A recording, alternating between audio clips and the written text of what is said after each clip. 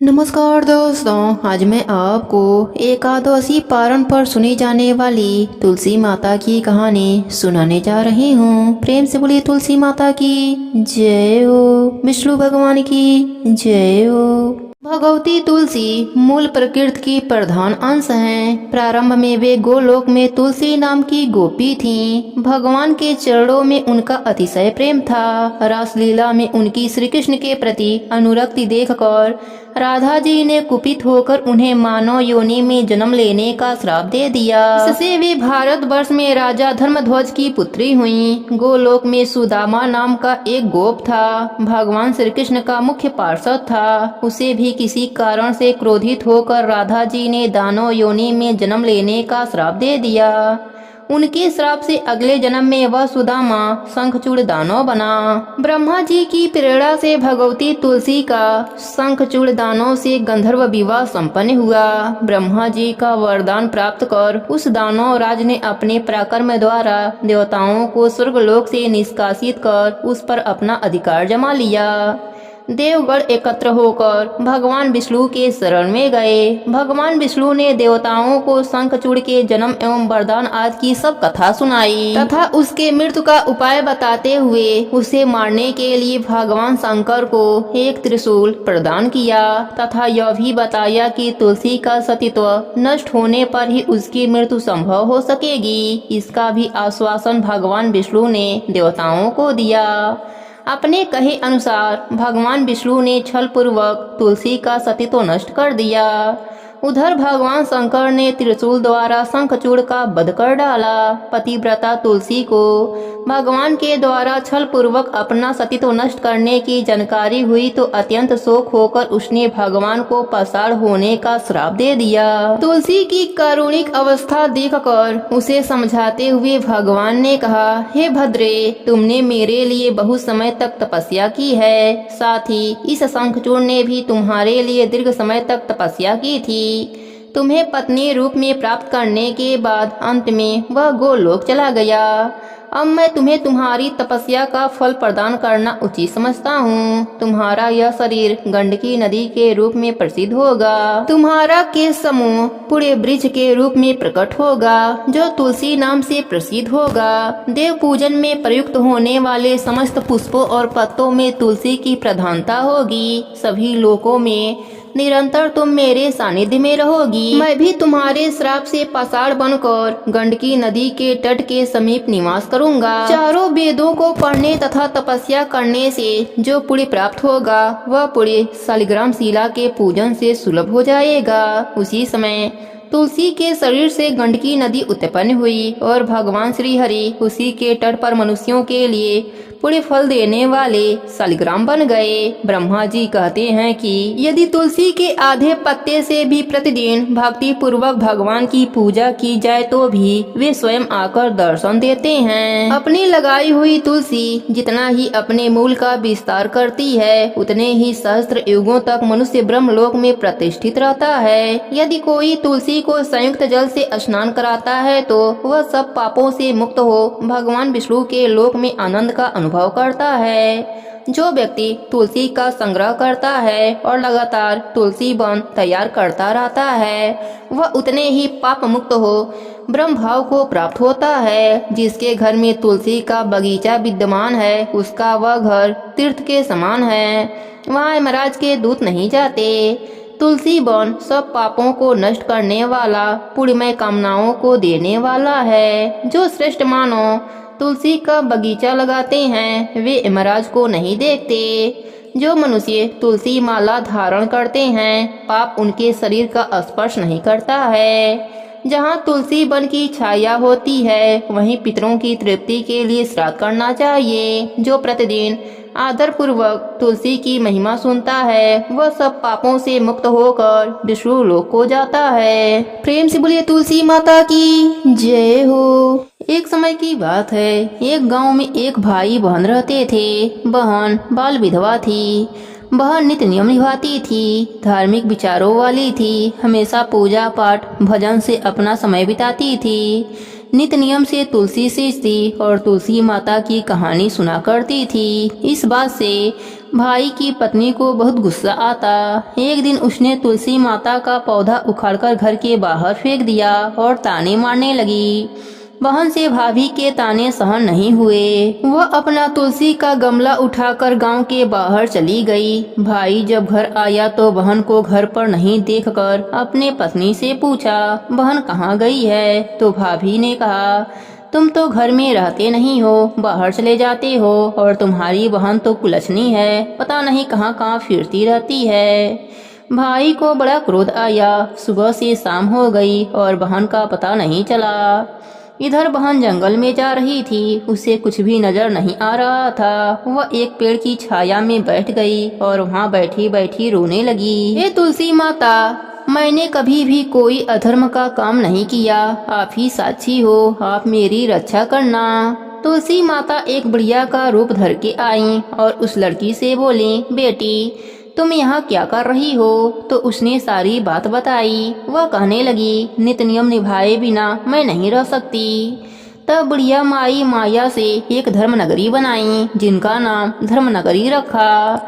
अब जगह जगह उस नगरी की चर्चा होने लगी कि वहाँ एक बहुत ही धर्म की स्त्री रहती है। और इधर बहन के जाते ही भाई भाभी पर दुखों का पहाड़ टूट पड़ा। वह घर घर भिक्षा मांगने लगे।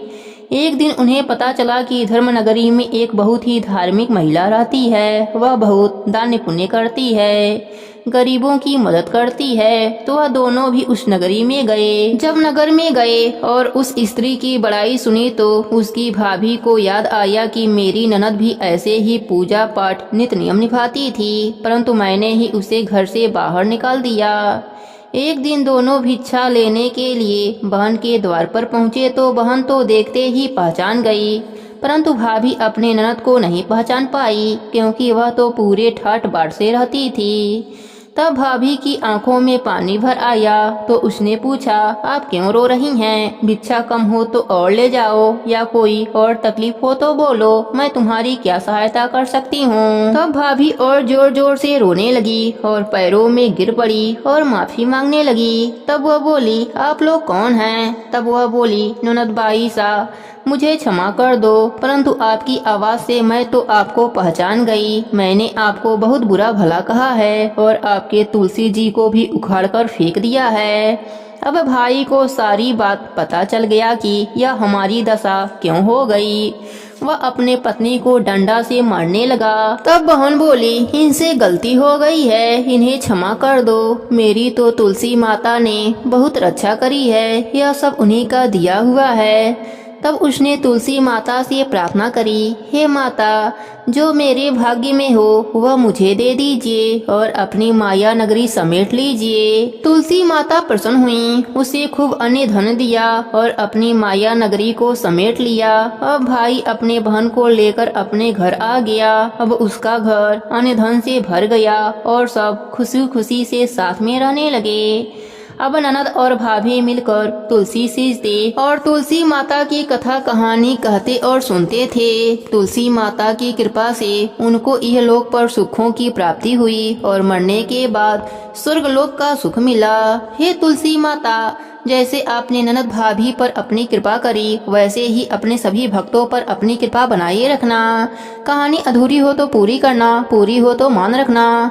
प्रेम से बोलिए तुलसी माता की जय हो, विष्णु भगवान की जय हो। एक समय की बात है, एक गांव में एक पति पत्नी रहते थे। उनके 2 बेटे और एक बेटी थी। बड़ा होने पर दोनों बेटों का विवाह हो गया। बड़ी वाली बहू बहुत घमंडी थी और अपने में ही मग्न रहती थी।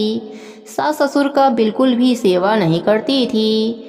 छोटी वाली बहू बहुत ही शांत स्वभाव की थी। सास ससुर का हमेशा सेवा करती थी, साथ ही सुबह उठती, तुलसी सींचती और दीपक जलाती थी। उसका पति कुछ भी नहीं कमाता था, बड़ा वाला बेटा कमाता था और उसी के पैसों से घर का खर्चा चलता था। एक बार बड़ी बहू ने सोचा, ससुर जी भी बूढ़े हो गए हैं, देवर भी कुछ नहीं कमाता, मेरे पति ही अकेले कमाते हैं और पूरे घर का खर्चा चलाते हैं, तो मैं ऐसा क्यों करूं? मैं भी अपने पति की कमाई खर्च नहीं करने दूंगी।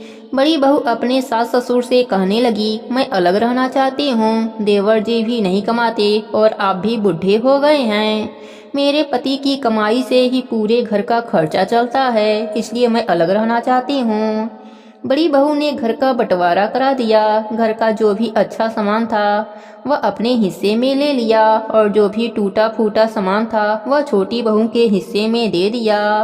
सास ससुर और ननद को भी छोटी बहू के हिस्से में दे दिया। पक्के मकान का अच्छा वाला हिस्सा ले लिया और टूटा फूटा हिस्सा छोटी बहू को दे दिया। छोटी बहू बोली, मैं आपके बंटवारे से सहमत हूँ, बस एक काम और कर दीजिए। आपके हिस्से में जो तुलसी का पौधा है या तो मुझे दे दीजिए, नहीं तो मुझे वहाँ रोजाना आकर पूजा करने की अनुमति दे दीजिए। बड़ी बहू झिलमिलाती हुई गई और तुलसी का पौधा उखाड़ कर ले आई और छोटी बहू के हाथ में देती हुई बोली, यह ले, तुलसी का पौधा भी ले ले। वैसे भी मुझे फुर्सत कहाँ है पूजा पाठ करने की। ऐसा करने पर लक्ष्मी माता छोटी बहू के पीछे पीछे उसके साथ चली गईं। बड़ी बहू के घर से लक्ष्मी माता चली गईं और छोटी बहू के घर पर लक्ष्मी माता का वास हो गया, क्योंकि लक्ष्मी माता तो तुलसा के पौधे में ही विद्यमान रहती हैं। अतः तुलसी का पौधा छोटी बहू के पास आ गया था। धीरे धीरे बड़ी बहू के घर में परेशानियां होने लगीं। उसके पति की नौकरी भी चली गई, लेकिन छोटी बहू के पति को अचानक ही एक नौकरी मिल गई। वह बहुत ही मन से राजा के वहां काम करने लगा। उससे प्रसन्न होकर राजा ने उसे रहने के लिए मकान और खेती करने के लिए 100 बीघा जमीन दे दिया। रात दूना दिन चौगुना तरक्की करने लगा और जेठानी के यहाँ कंगाली होने लगी। उसके पति की नौकरी भी चली गई और वह बीमार रहने लगा। हाल यह हुआ कि बड़ी बहू को दूसरे के वहां काम करके अपना गुजारा करना पड़ता था और छोटी बहू ठाठ से रहने लगी।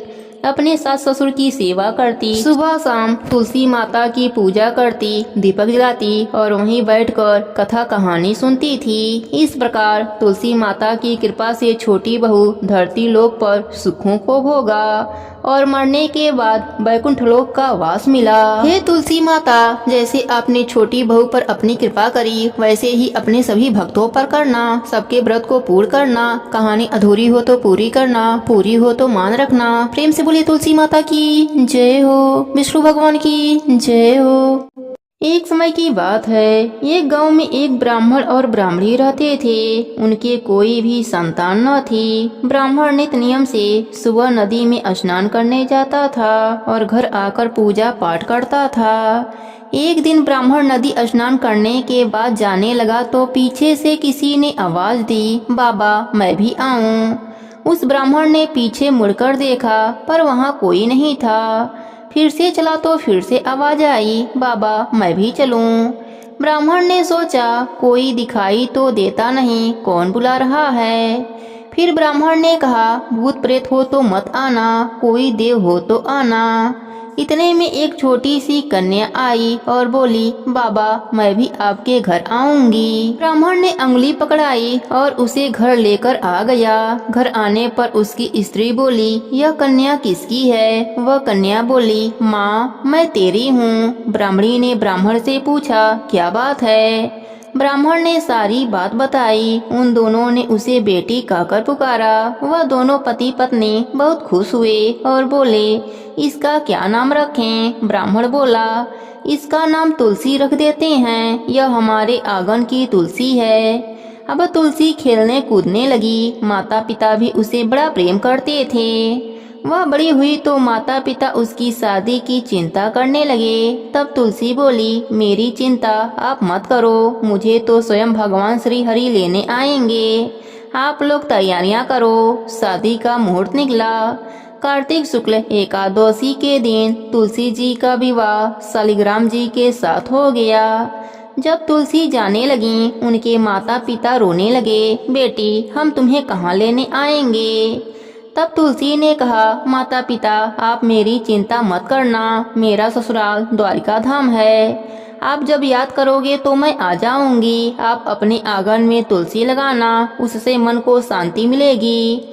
आंगन की तुलसी को आप सदा हरा रखना, उसकी पूजा अर्चना करते रहना। इतना कहकर तुलसी विदा हो गईं। ब्राह्मण और ब्राह्मणी अपने आंगन की तुलसी की पूजा अर्चना करने लगे। कुछ दिनों के बाद ब्राह्मण और ब्राह्मणी की मृत्यु हो गई। उन्हें लेने बैकुंठ लोक का विमान आया और वह दोनों ब्राह्मण और ब्राह्मणी बैकुंठ धाम को चले गए। हे तुलसी माता, जैसे आपने ब्राह्मण और ब्राह्मणी पर अपनी कृपा करी, वैसे ही अपने सभी भक्तों पर अपनी कृपा बनाए रखना। कहानी अधूरी हो तो पूरी करना, पूरी हो तो मान रखना, सबके व्रत को पूर्ण करना। प्रेम से बोलिए तुलसी माता की जय हो, विष्णु भगवान की जय हो।